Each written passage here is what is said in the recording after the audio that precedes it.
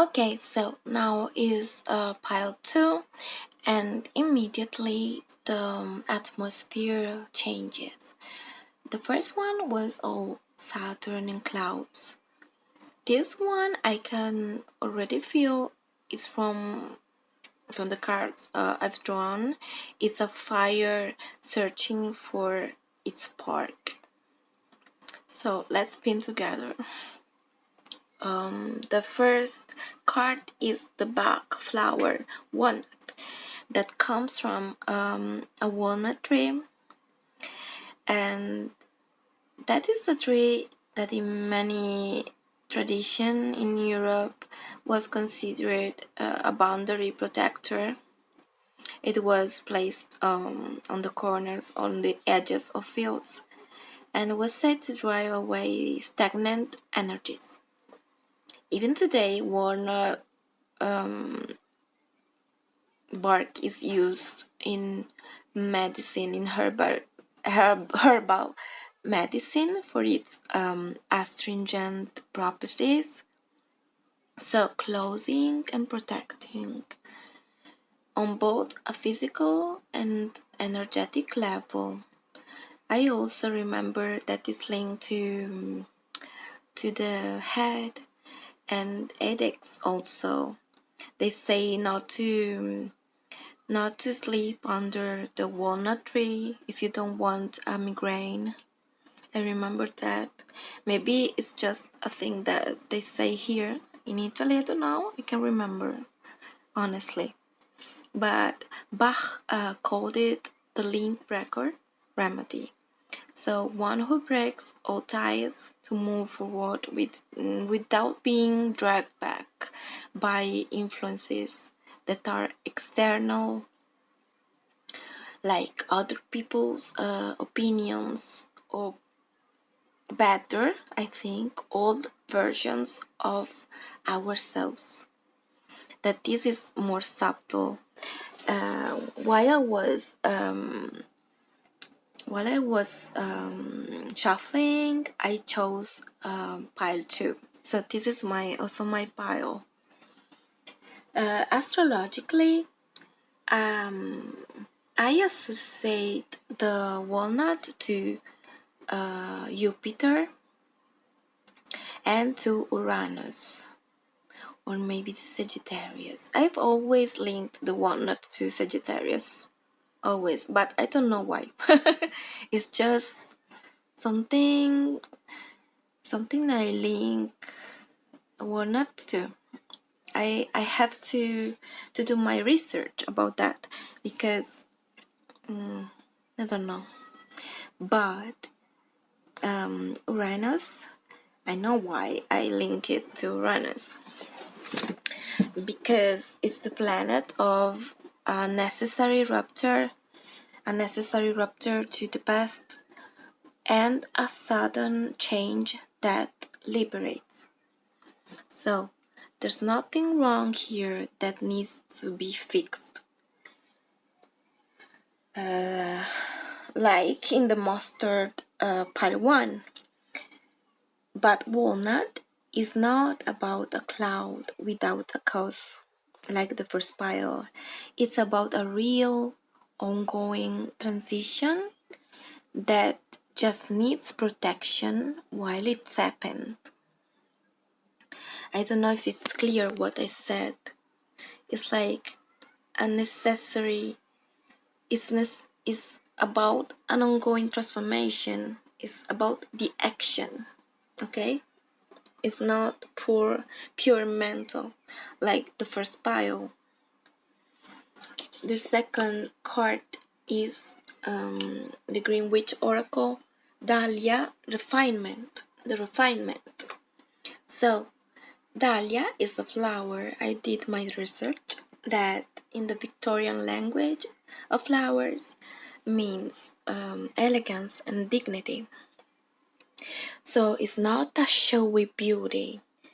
It's not like a rose. It's a composed beauty, a modest beauty that knows when to bloom and knows when to hold back. So It's not a case that dahlia blooms late in the season after the summer roses.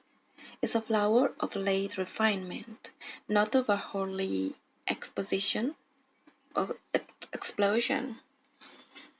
So, how does this refinement, how does this flower, the dahlia, talks to the walnut, Bach flower? So, if walnut breaks the old bond, I think dahlia says, now refine what remains, what you didn't cut off. Don't throw it out raw. Don't rush. Don't throw things raw. So, in alchemy, we are already beyond the cutting stage. We are like in a slow cooking phase. Yes, it's a slow cooking phase after the cut. So, as the tarot, after this refinement card, I picked a Knight of Wands and a Ace of Wands reversed from the Tarot of Woodland. And the Knight of Wands upright show his true heart. The Knight of Wands is pure fire, is fire speed that leaps forward without looking back. So it acts on instinct. Sometimes it's burning bridges before even crossing the river.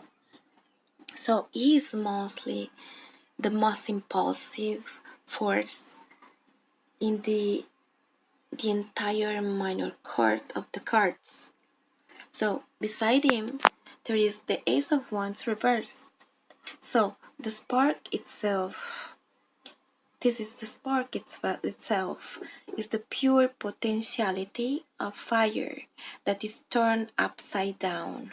So it's blocked, not yet ignite. I love the word ignite. I use it in my songs. I use it also in my university papers. I just wrote it yesterday. Okay, so ignite. So perhaps it's suffocated by too much hair moving around it. So here's the true nature of the syndrome of PILE2. In this context, it's not a question of competence. Again, it's impatience with a fire that hasn't yet ignited. So the knight wants to ride, to gallop, but the ace, the spark itself, says, I'm not ready yet. And this gap, this mismatch between desire, speed, and actual timing disguises itself as imposter syndrome. It's not I can't, it's I'm going faster than my fire can handle. It's beautiful. I really love it. I love this idea of examining the imposter syndrome in different lights with the elements. I really love it. And this gives me confidence about my own imposter syndrome, because I think I'm helping someone with this and helping myself with this. So I'm happy, I'm proud. That's amazing. So after the two tarot cards, I picked a goddess guidance oracle that is Maeve. Cycles and rhythms, and this is a match with this pile. Maeve comes as the wisest voice in the room. Maeve is an Irish warrior queen, but also a goddess that was linked to menstrual cycles, lunar cycles, And the Celtic revival tradition or message is a direct corrective is to the impatience of the Knight of Wands. Myths say honor the cycles of the body, of energy and of emotion. So this pile is like tailor-made. In naturopathy, this is an equivalent. The hormonal system, the circadian rhythm, even the digestion.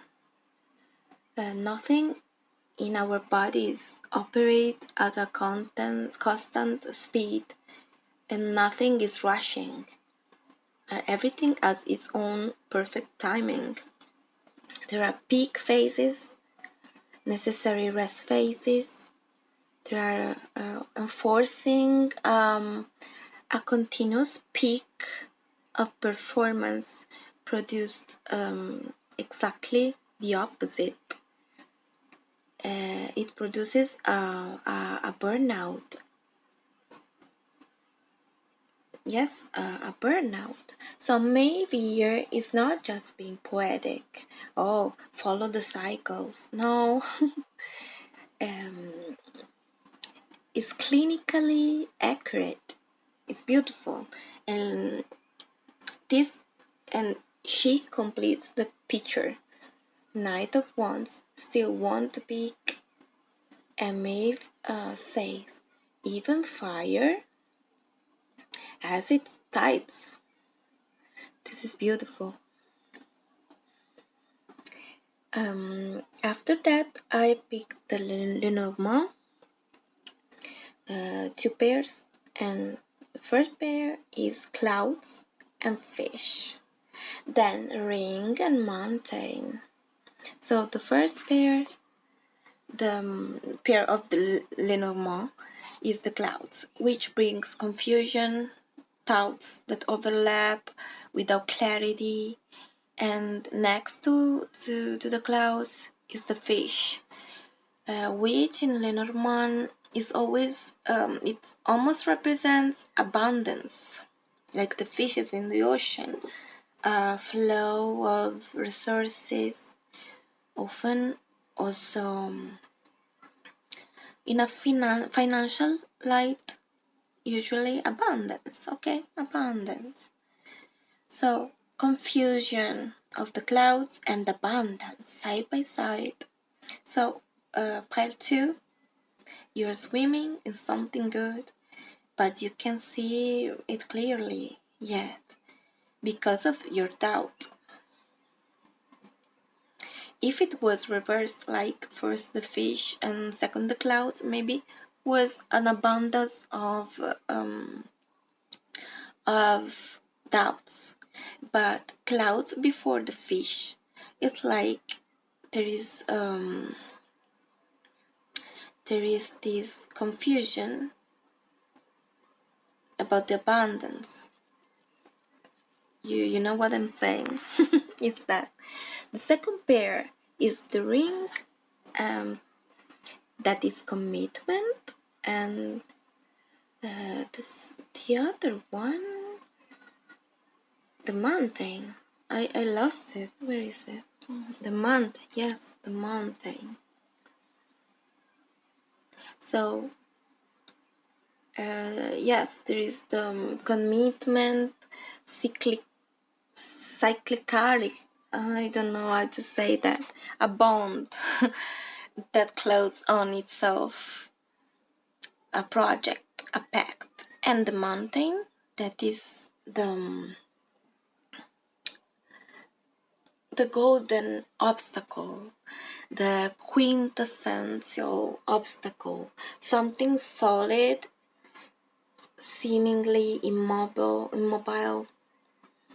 So combine is a message that is delicate but very precise. I think the commitment of the ring you have already made to this project, to your dreams, is real and valid, but there is a mountain that is temporary, maybe not eternal, that today hides it from your view.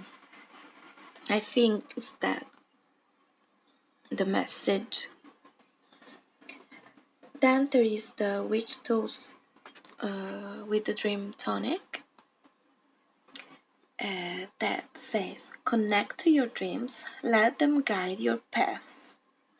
So it comes here after the mountain as a guideline. If the waking mind is confused by the clouds and blocked by the mountain, the access channel is no longer rational thought. It's the dream life, the dreamlike state, where Maeve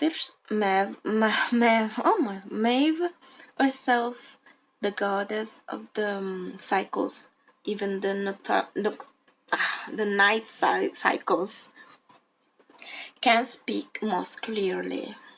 So the REM phase of sleep is when the brain consolidates the emotional memory and resolve unresolved conflicts from the day biologically.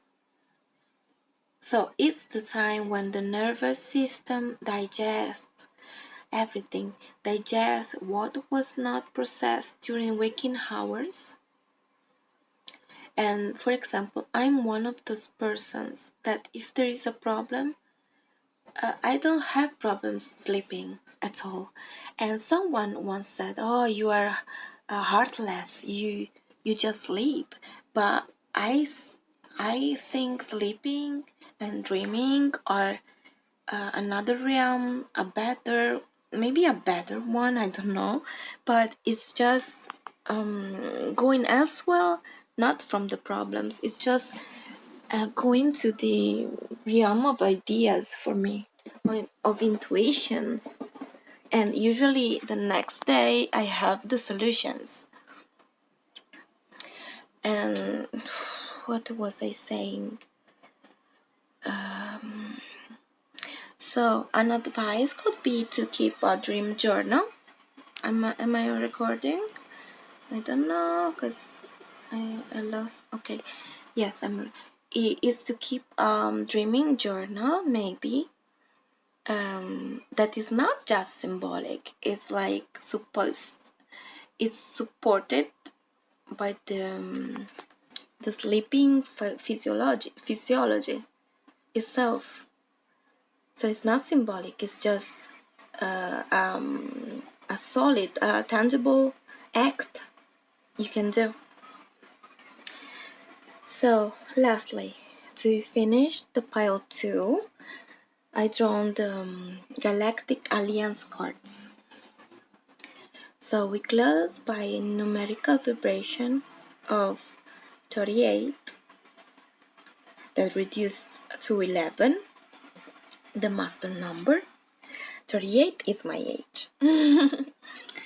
Oh, okay, I keep saying it. It's the master number of intuition, flash illumination, associated with the light that arrives suddenly. And then 42. That reduce is 6. That is the number of harmony, responsibility, service, home, and care. So I feel a nice echo with the whole thing. 11 is a lightning intuition, is what Maeve and the Dream Tonic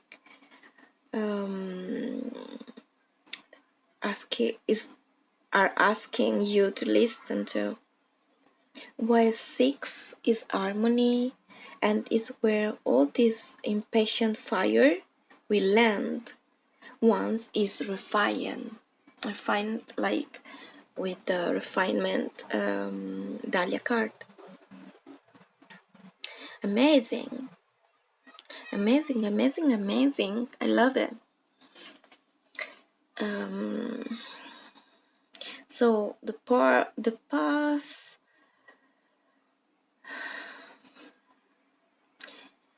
no, it's like that. I think I've been clear with this. So now I will tell you about PILE 3.